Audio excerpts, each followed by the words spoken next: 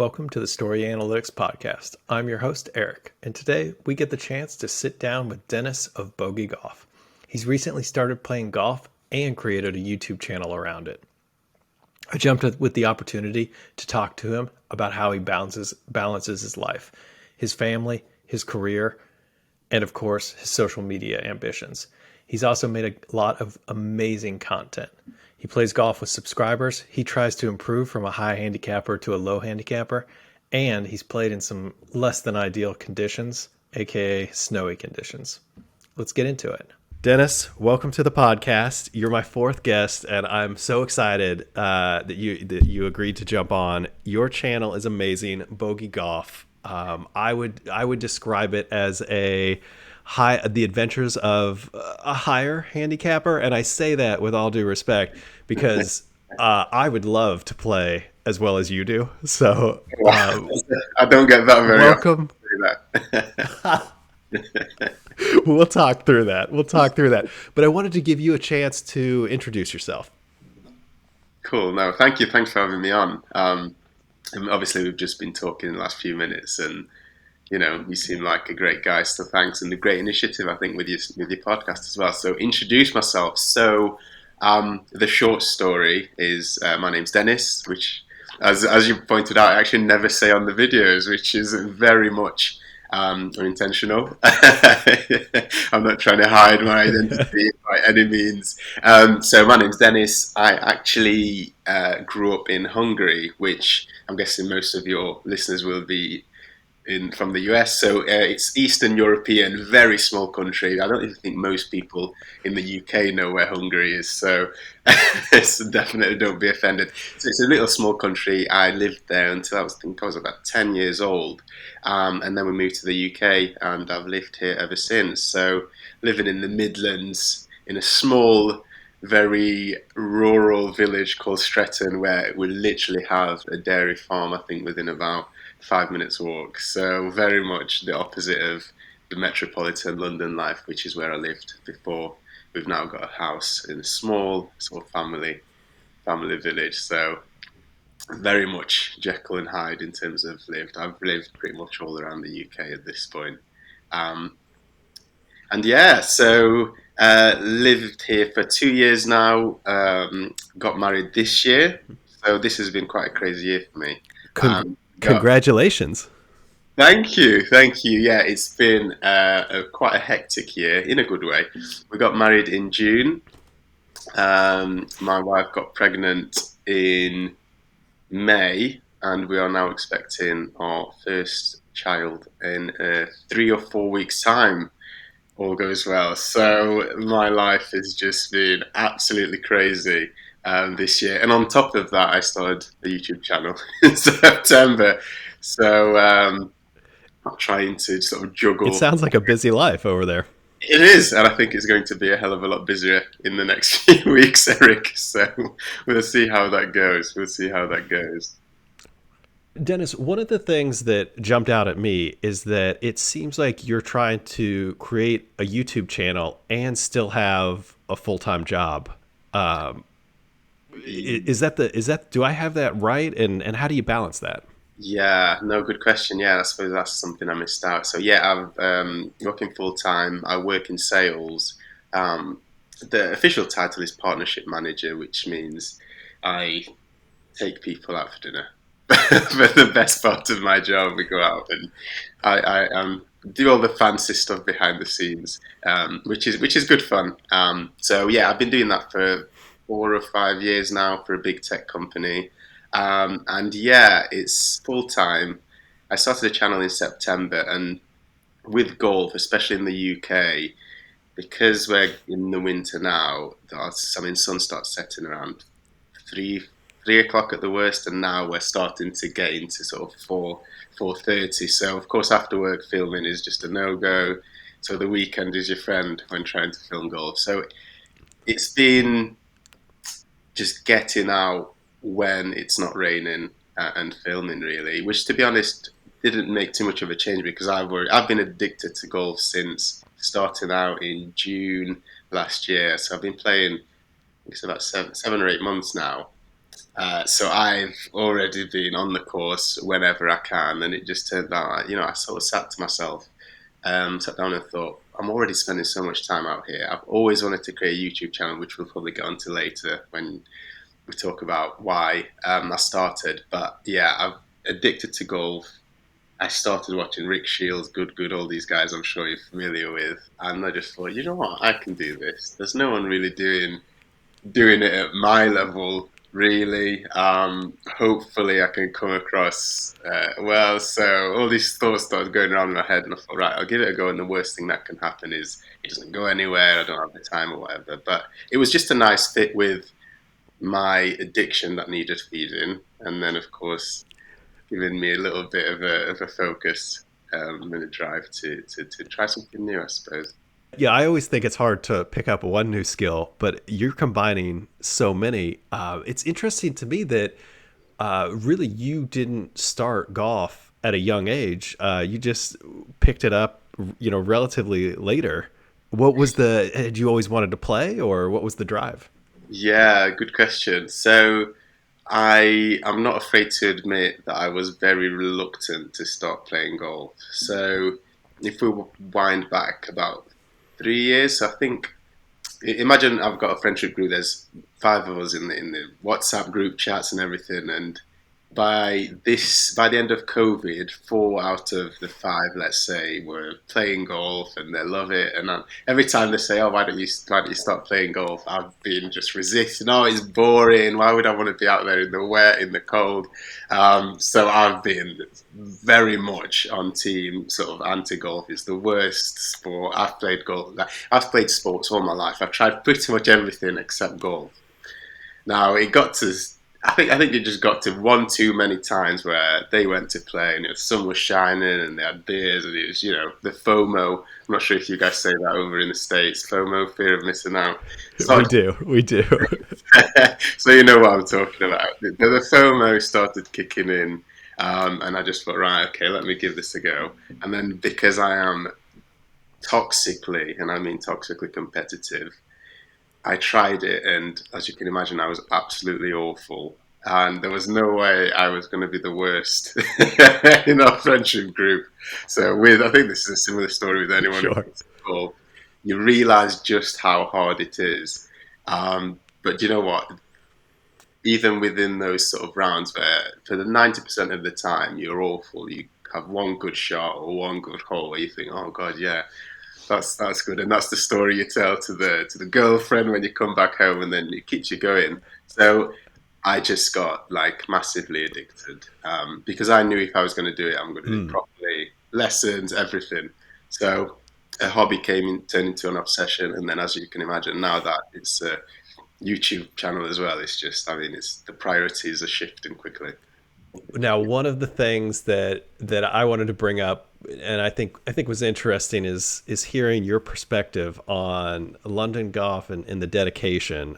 Just for reference, I'm based over here in LA, and so I'm almost hesitant to tell you that the stereotypes are pretty true, and there's golf courses abound in relatively good temperatures. Yeah. Pretty much throughout the year, but it seems like you are incredibly dedicated to play in what is pretty rough weather. Yeah. Well, I suppose you can't. Beggars can't be choosers. Again, I'm using lots of phrases. Hopefully that translates. Um, Sure. Unfortunately, you don't really have a choice here. So you have some fair weather golfers here. So you'll start playing maybe March, definitely April, and then you'll sort of pack the bags away in the garage by sort of the end of August, and that's it. So you have to sort of make a choice whether you're that type of person or you're going to rough it and sort of roll with the punches, as it were. And if you're serious about golf, unfortunately, you have no choice but to get out there, even when it's maybe not as inviting. I can see you smiling as some other days. And um, granted, sometimes maybe if it's -1 Celsius, as in below freezing, that's when maybe it's not too Sure. sensible to go out there. But listen, you have to find out one way or another, and find out I did. I hear you on that one, and that's what I'm finding out as well as a relative newcomer or a newcomer after a 15-year break from my previous golf world, is that the game is so hard that you have to play often to get good. Is there an aspect of the game where you're finding you're improving more quickly, and maybe an aspect that you really still need improvement on? Do you know what the funniest thing is, Eric? Is I'll have some weeks where I find I'm really good. All of a sudden, I'm really good with my wedges. My short game, for some reason, it just Mm. works. And you probably see, if you watch the videos sort of consistently for the real diehard subscribers, there's some videos, maybe like two or three in a row, where my short game is actually, I mean, for my level, this is all with a pinch of salt, is good, relatively speaking. Um, and then all of a sudden now I can't hit wedges at all. So it's very misleading in that you might think, okay, I'm actually quite good at said thing, but then actually very quickly I almost forget how to swing the club, or I'm not sure. And I don't really have the excuse of I don't play very often, because I do. So it's such a hard game, and I think there's so much luck involved. Um, and I suppose going back to your question, is there any part of my game uh, the most consistent thing for me is the sort of anything between 120 to 160 yards, the sort of high irons, Mm. maybe the four hybrid. Anything outside of that, driver, three wood, and then the wedges could go anywhere. And I think the one excuse that I do have is, whilst we're talking about weather, is when it's wet, the wedges just, I mean, if you've got anything of a golf swing like me, and I think it's when you're steep, the wedge just digs into the ground and the golf ball goes absolutely nowhere. So there's my excuse for bad short game in the winter. We'll see if I can use that in the summer. Probably not, but it's so hard. So I don't even think I can claim anything, Eric, as a game, as a part of my game that's improving Mm. quickly. The people in the comments seem to say I'm improving, so we'll go with that. Well, I see that as well. Something that I find is that as I'm learning too, I kind of latch on to specific parts of the game and just kind of ignore the rest. And I'm like you, where a driver could go anywhere. Who knows? And so I've really abandoned it. And I think I'm a little bit unique in the fact that I've almost settled on I would just like to be able to play from 150 yards and in, and forget about the putting as well. Is really where I've locked in on. And so it sounds like you've got some skill, or on a good day in Yeah, that well, in that kind of range. that's exactly it. On a good day, I think is the caveat that we should make sure everyone's aware of. Is there's good days, relatively speaking, and then there's a lot of bad days. Unfortunately, and the bad days can be really bad. But I think you just have to remind yourself, it's very easy with golf, I think, to raise your expectations. So after one good hole, you at our level definitely cannot expect to have another good hole after that. You almost should expect the next one to be bad, really. But yeah, I think we get carried away, and I think that's what a lot of people struggle with mentally. Is the expectations and managing those expectations, because we're just not very good, Eric, and I think you have to remember that. That is something that surprises me, is how much of this game is mental, and you can't let the previous shot, whether it was good or bad, really affect you Yeah. going from day to day. Do you find, or shot to shot, do you find that that's something that you struggle with or are really good with, thinking about the previous shot? I think my mental game is probably a strong point, because I'm, I'm not particularly good, but I've played with a few people now, and I've seen a few heads go. I've seen people blow up on the golf course, after bad shots, and you're quite right. It affects you, and I think if you carry it, it's gonna have a negative impact on your game down the line. So I think I am quite good at forgetting about it, or actually just finding some comedy in a bad shot or bad hole or bad round. Actually, you know, it's just a game at the end of the day.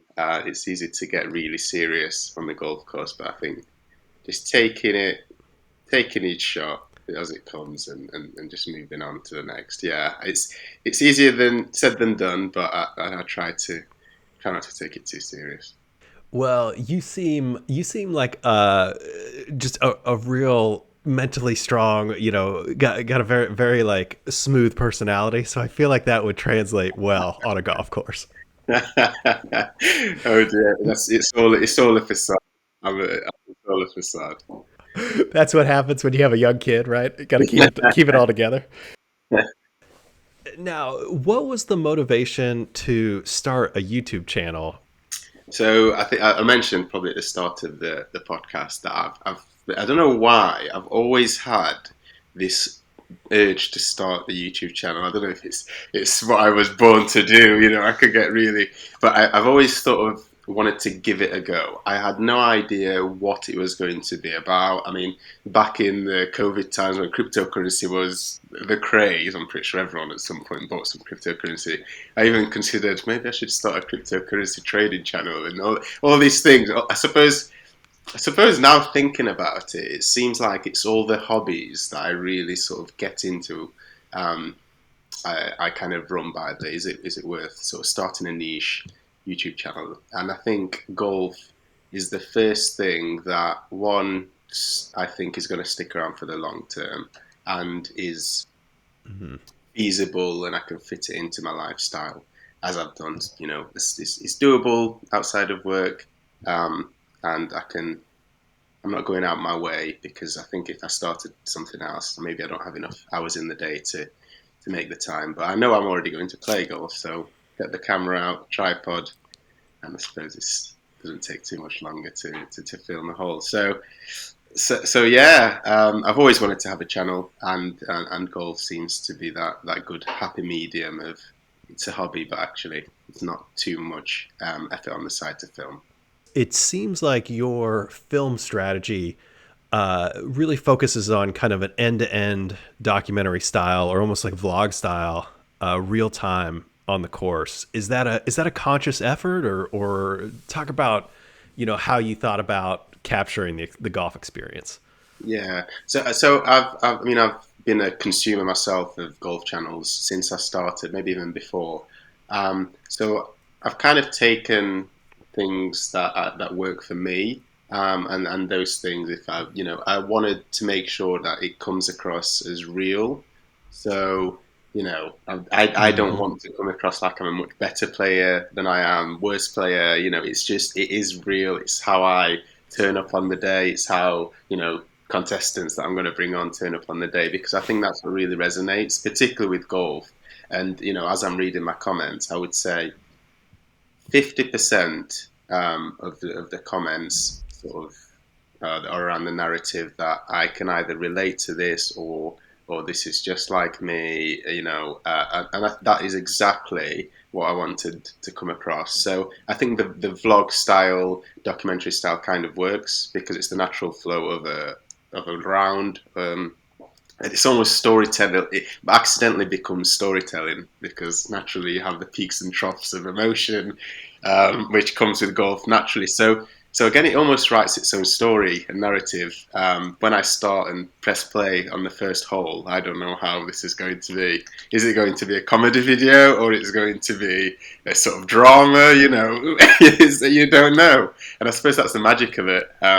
Sure. And then you just try to come across as natural as possible, and hopefully that's the case.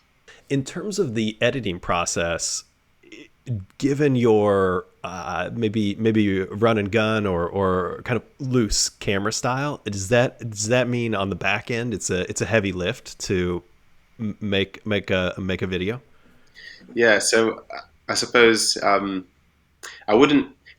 I'm not sure how to sort of categorize myself in terms of tech savvy. I had a bit of an advantage because I've always been had a sort of keen interest in photography, and I've got a DSLR, which ironically isn't what I used to film, but I will be using going forward.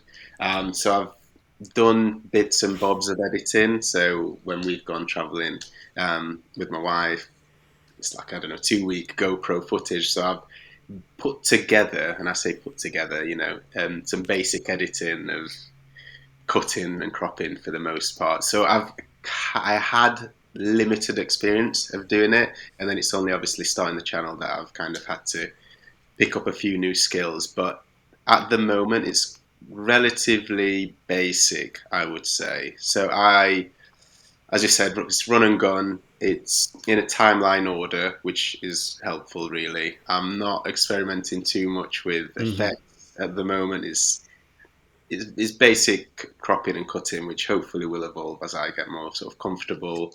Software wise, I use iMovie, so again, it's pretty. It's very consumer friendly, shall we say, for the beginner or amateur editor. But I don't have that many clips. So the editing process takes a while, um, but that's not necessarily because of the content itself. It's things like shot tracers. So when you see me hit a shot and putting the shot tracers on, that's a separate bit of software. So loading onto there, exporting off there, and um, over time, I'm just a lot more efficient.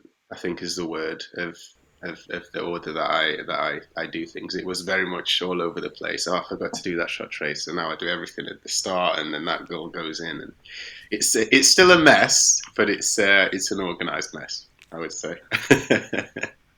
This is interesting from watching your videos and some of the others that I like. You know, one of the channels that I'm thinking about that I've got in my head as I ask this question, I really like Bob Does Sports, and I think they're based in the States, and I think they're actually pretty close to my area in LA. And what I've picked up on, and would like to ask you, is this a difference between U.S. and U.K. golf? They have an additional footage or additional angle from the golf club, or sorry, from the golf cart. But I'm finding in most cases it looks like you're walking the course. Is that more common in the UK? Yeah, so I not I don't know the answer to that firsthand, but that's something I've come across. And actually, I think I can't remember whose channel it was now, but I think they referenced it. In fact, I think it might have been when Good came to the UK to do the Rick Shields collaboration. I think someone referenced, oh, you Yeah. guys don't have, well, we have golf carts, but they're not as commonly used. Most people, I would say 90% of people would walk the golf course with a trolley or a carry bag. That's a very good observation because I think it's true. Um, you see the odd golf cart, but most people don't use them, which is interesting. I would think that it's it's easier to focus on the game, or it becomes more of a game with a golf cart, and maybe walking the course is a bit more of an experience. You're kind of immersed in Yeah, the environment. yeah, maybe. I think it definitely saves time. So I suppose one angle of looking at it is Mm. you finish around quicker. There's less hold up behind. You can fit more tee off times in. I suppose if everyone's driving around. And another difference is the cart girls. So I still don't really know. I mean, I always see sort of funny Instagram reels and TikToks about the cart girls. And I'm like, who are these cart girls? We don't have cart girls here. I'm assuming it's like a waitress service. I was Yeah, going yeah. to Is that not a thing? say, wait, no, it's not in the UK. That's No, all we have is we just have the halfway house where you just like grab a drink and what have you. same concept. It's just mobile. You know, is the Yeah. it's what it goes for. I feel like you guys are just one step ahead, one step ahead when it comes to. I mean, that's a great business opportunity for one. Yeah, no, it makes sense. I'd love to have it here, but yeah, not a thing in the UK. I think it is in Europe though, in like some of the hotter, more destination Mm. um, places. But yeah, Hmm. maybe that's Hmm. who knows. Well, you could champion that issue. You know, take it under your wing. Now, is your style single camera angle kind of with like I would call it maybe the classic fixed tripod? Is that what you're going for, and how you think about filming these? Yeah, so as um, you'll always see a difference between maybe a channel like sort of myself, someone starting out, and then the Rick Shields and the people who are really sort of going for it. Normally, you'll have, I mean, a lot of people have designated camera men or women or a crew. So what I normally do, because I don't really have much option, if I'm being totally honest, is yeah, as you said, GoPro at the moment, moving to a DSLR on a tripod, and then yeah, I try to mix between the stationary shots and the shot tracers and on the tripod and then holding a tripod up so it's a bit more sort of personal talking to the camera, as I like to call it. So I think that's where your personality really comes across. Obviously, it's great sort of taking the mick out of a bad shot and someone what have you, but I really enjoy sort of talking to the camera as well, and I think that's a difference between I think some of the channels I've seen, particularly starting out, that I don't want to just focus on the golf. I want to get the personality across of me, of the people coming on the channel, um, because I think that's what I love, particularly about Good. And they're my sort of they're the benchmark for me. I think they are the most. So Rick Shields is like he's the go. He sort of set the standard, paved the way. But I think Good. They're just so entertaining. I think that's big, the key there is golf is great to watch, but then when you add the personalities, that's I think that's the holy grail. They definitely bring a bit of character, a bit of flair to, and otherwise, because it could be really a report if you're watching Yeah, hole by hole, right? Shot by shot. That's another thing that I like about yours is that you're mic'd up, which is able to capture like a real great audio, and then I feel like it seems like you're more relaxed as a result and just can kind of talk the audience through what's happening and where your emotions are, give a ton of context. So yeah. it seems like that's a conscious choice as well, as opposed to maybe a shotgun mic or something like that. Yeah, for sure. That was yeah. So that was a big. I made that decision right from the start that if it has to be mic'd up because again, you'll see a contrast. You see people with as you said, just a sort of microphone coming from like a directional microphone. But I find a lot of the times Hmm. the best sort of context and sound comes straight after a shot, which normally means you're not looking at the camera. And I just think, yeah, yeah, maybe it does sort of relax you as well, and particularly when other people are coming on and I'm filming them. As soon as that's on, they after 5 minutes they've forgot the mic's there, so it just feels like they're playing golf. The camera's out the way, and you just I think it has to come across as natural, or I think it won't translate. That's a great call out. I find the fact that the best reactions are immediately after the shot. I play with my brother all the time, and he has this habit where it's a mental thing.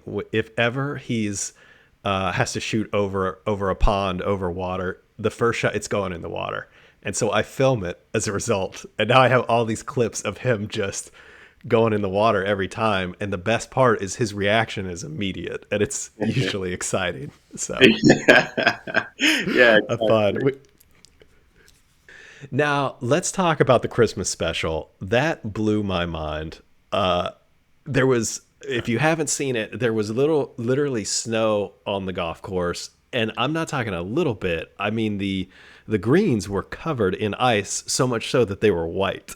Yeah. What was the yeah? How did that video come about, and maybe describe the conditions and the Yeah. environment?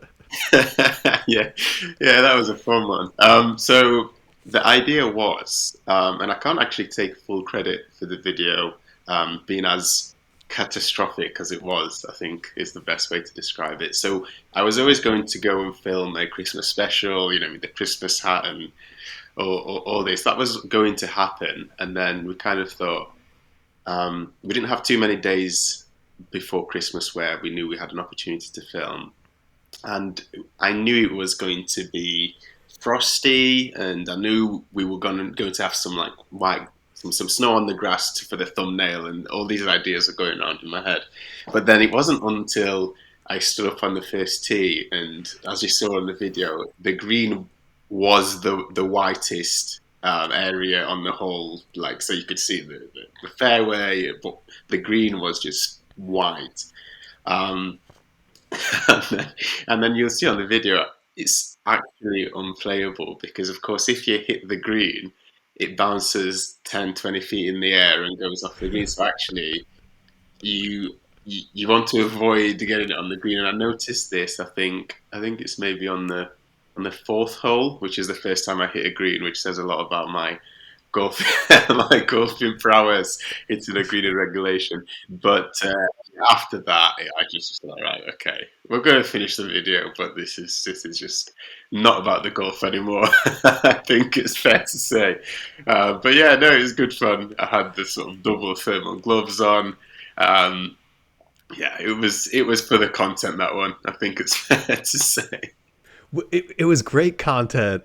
Were you the only one on the golf course that day? So I was until the way the nine holes, well, I suppose with any nine holes is set out. As I was going to the back of the ninth green, I think I saw someone sort of walking from hole 2 to 3. So there was someone else crazy enough, but I mean the parking lot was absolutely dead. It was a ghost town. So me and another crazy maniac. It's an opportunity to have the course all to yourself. And I mean, I was shocked. Let's see here. I'm trying to think through the various situations that you encountered. You at one point, I think you were trying to tee up, and just the ground was frozen solid.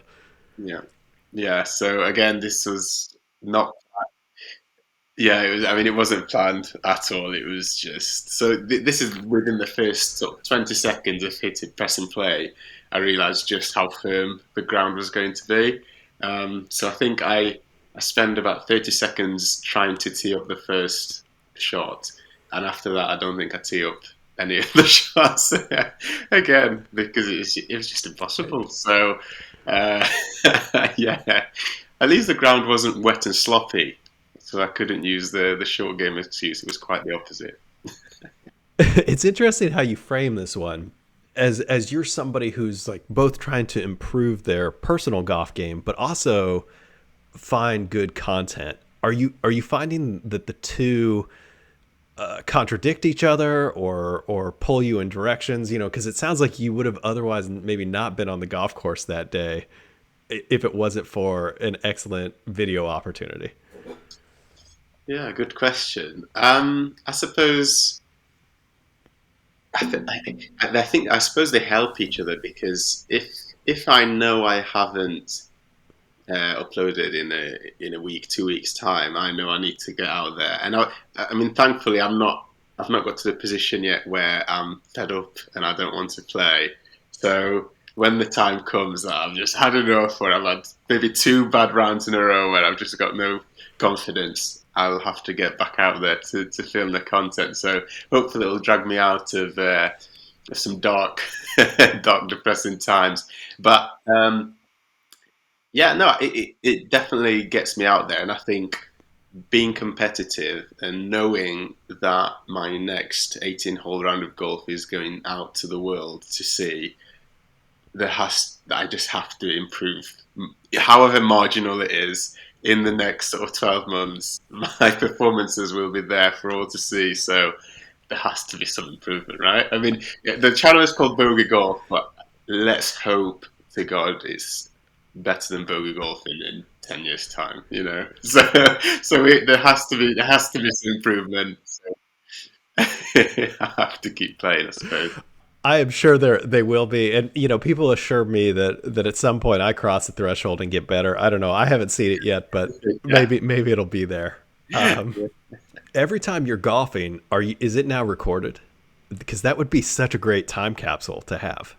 Yeah, no, it's not every time, um, because Hmm.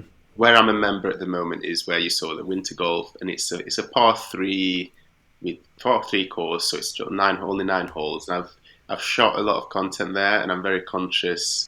I want to mix it up as much as possible. So actually, at the moment, I'm in the process of finding the club to sign up as a member, or weighing up my options of what this next year holds, because I like trying different courses.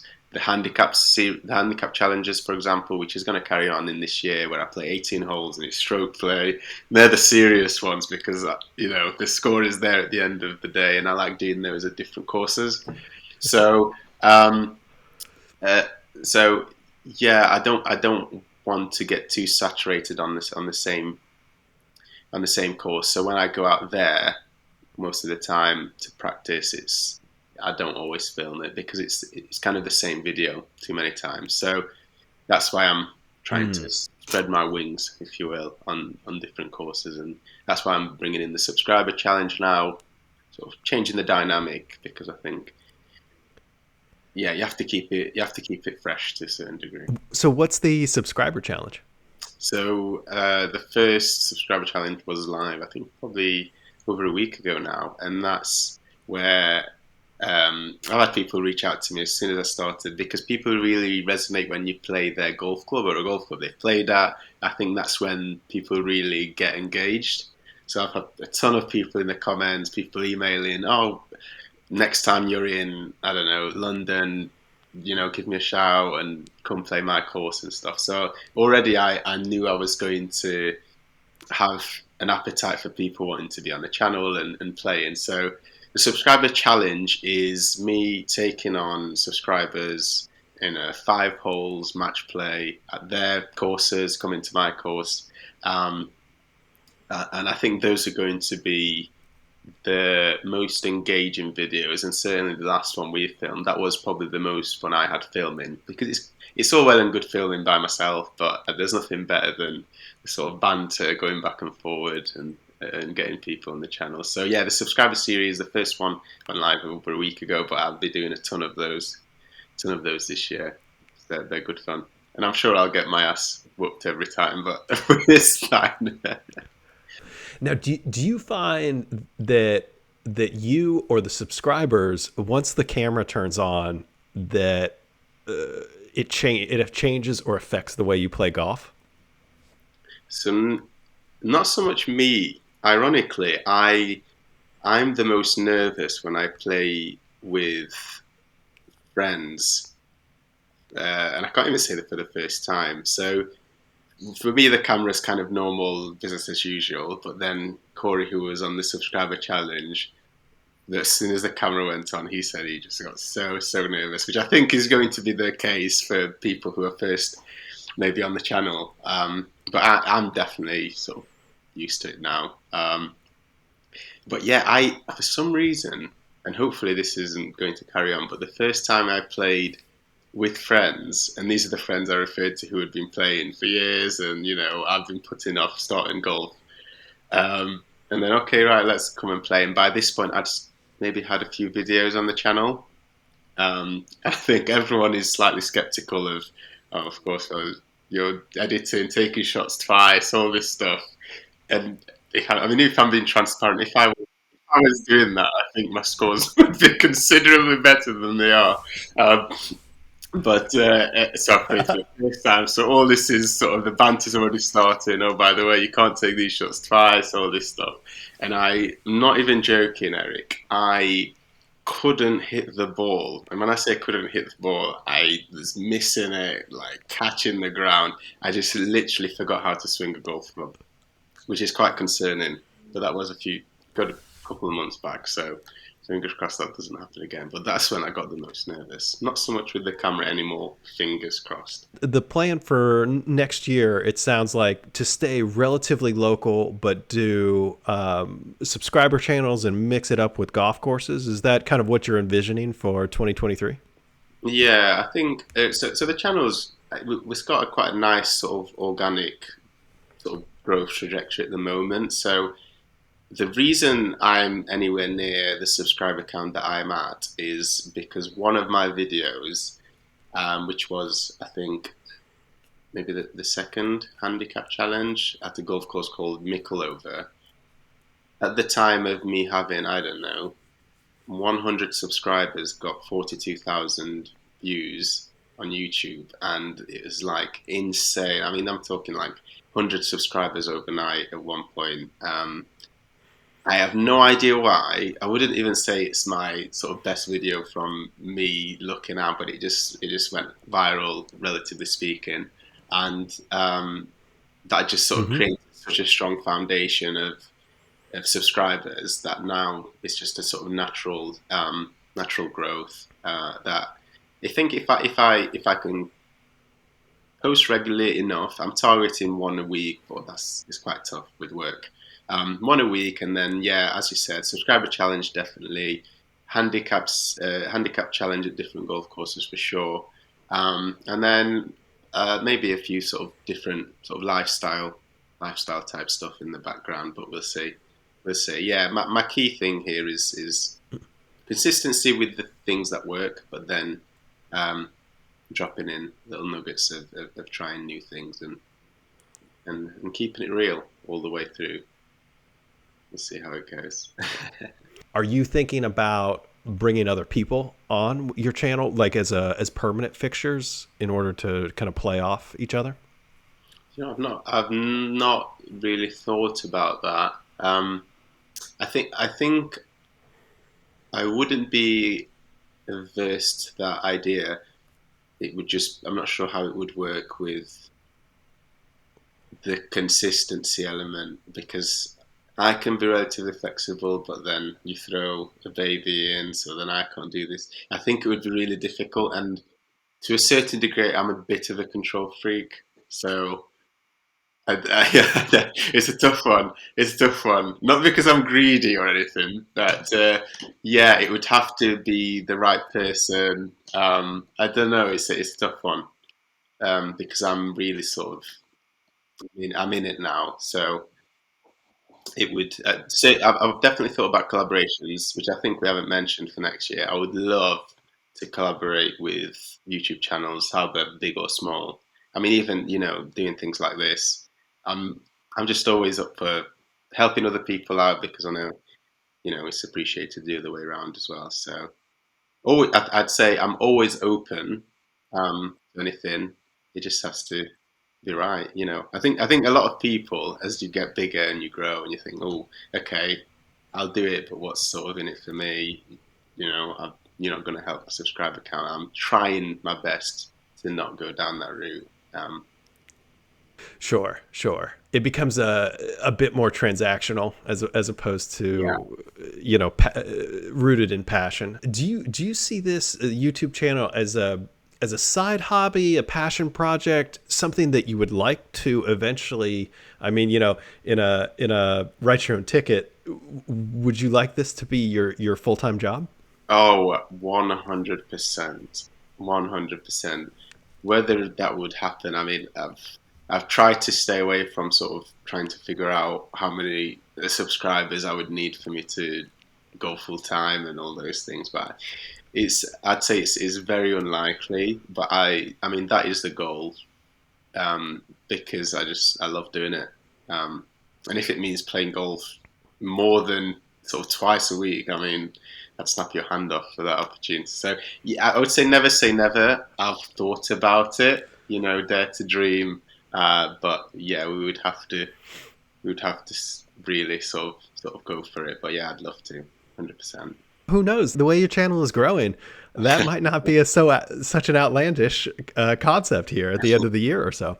One thing that I wanted to get your take on, I've noticed with specifically with Rick Shields, but across all of these YouTubers, there's it's interesting to me that illegal or non-conforming golf clubs, the videos on those products do really well. Do you have a take on those sort of non-traditional golf clubs and yeah. Yeah, no, I mean it makes perfect sense. It's like it's the thumbnail, everything sort it ticks all the viral sort of metrics and tick boxes. Yeah, I mean, I haven't definitely haven't played golf long enough to have a valid opinion on anything. I would say without Rick Sure. Shields' videos, I wouldn't even know there was rules of clubs and illegal clubs. So I'm definitely a rookie in that sense. I I mean, if I got my hands on some, would I do a video? Absolutely. I don't have any moral dilemmas in that sense. I think it's good fun. And to be honest, I've watched them Sure. myself, and I think they're good fun. The videos, um, but yeah, I mean, it's absolutely crazy that they exist in the first place. Here's where I find it's an interesting path, and I know that they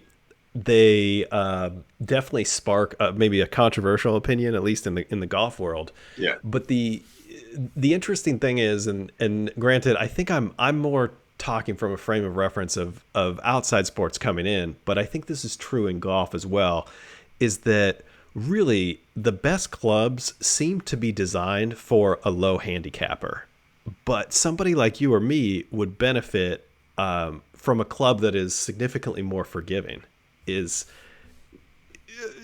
kind of the way forward. And I think that's something that when I go to a golf shop and talk to, because they always tell me about the performance features, but really in my own mind, I'm thinking I just need the most forgiving club possible. yeah. Um, is that how you think about clubs and equipment, or what's your approach to the equipment you use? I mean, golf it's almost a ridiculous sort of sport when you think about the equipment, because as you get better, the equipment becomes more expensive. But as you say, they come with all these different factors, and this term forgiveness is thrown out so much.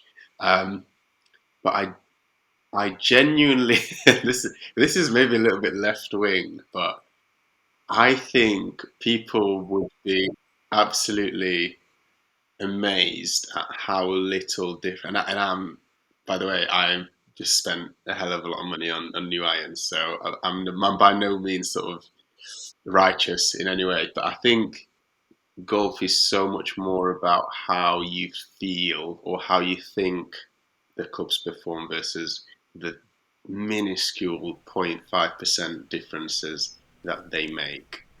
I think, especially between brands, I think the difference is so small for me. And I guess that we're talking sort of 10 handicap and better. I think there is a difference. But for me and you, who focus only on connecting with the ball and then the ground, I think it's um, Yeah. it's mostly aesthetics, how it makes you feel, the brand affinity. But I think that's kind of where it ends for the most part. Have you found that you've gotten a lot out of lessons? Uh, yes, yeah, for sure. It's hard to answer that because I'm still awful. But definitely, I think the biggest value, I think the biggest value from lessons has been knowing, um, understanding why things went wrong in a swing. So I can put the camera down, watch my swing, watch me shank it to the right, and be able to tell why that happened. Oh, on my backswing, my wrist, like I need to stop doing that. So I think I know what goes wrong, which hopefully over time, that sort of self diagnosis retrospectively is what helps. Because if I was self taught, I think I would just keep tweaking from sort of my head and not really knowing why things are happening. So I think the knowledge part is key, and then hopefully it has to be muscle memory and just repetition. That's going to hopefully get me to where I want to be. Here's hoping, Eric. Here's hoping. Here's hoping for all of us. Now, do you feel a lot of pressure to improve, or do you feel like you're comfortable the way your game is? Um, so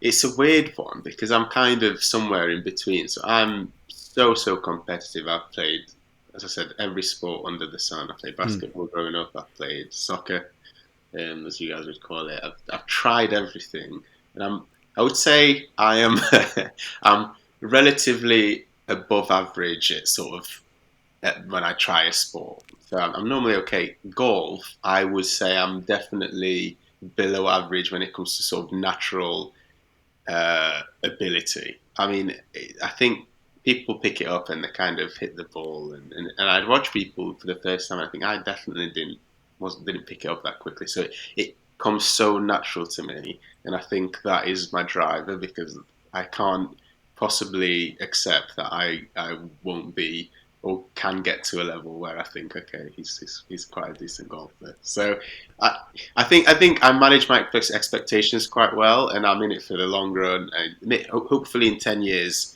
I can play a round of golf, and I'm quite pleased with that result. That's kind of how I'm looking at it. I'm not expecting anything at the moment. Small little improvements. Um, I mean, don't get me wrong. I'm setting myself little targets. Like I hope I can sort of break, hoping to break 95 consistently when it comes to the spring, and then naturally 90 and so on. So I've got sort of little soft targets, shall we say, that I'm hopefully achieving. But I think I'm just hopefully not going to get too beat down if I don't get there.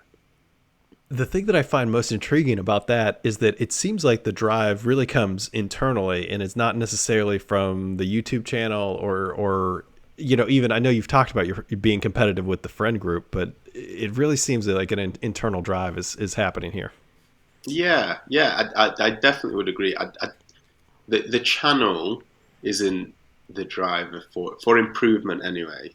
Um, I would say it's yeah. I mean, when the first time I broke 100, um, felt really good, and I think it's chasing that next sort of milestone is what keeps you wanting to improve. Because I could imagine I just broke 100 every year, but I never broke 95. I think that's when maybe after a while it would be a little bit sort of frustrating. What am I missing, and all that stuff. But I think it doesn't necessarily impact the channel. It's a personal sort of pride thing of wanting to reach that next milestone.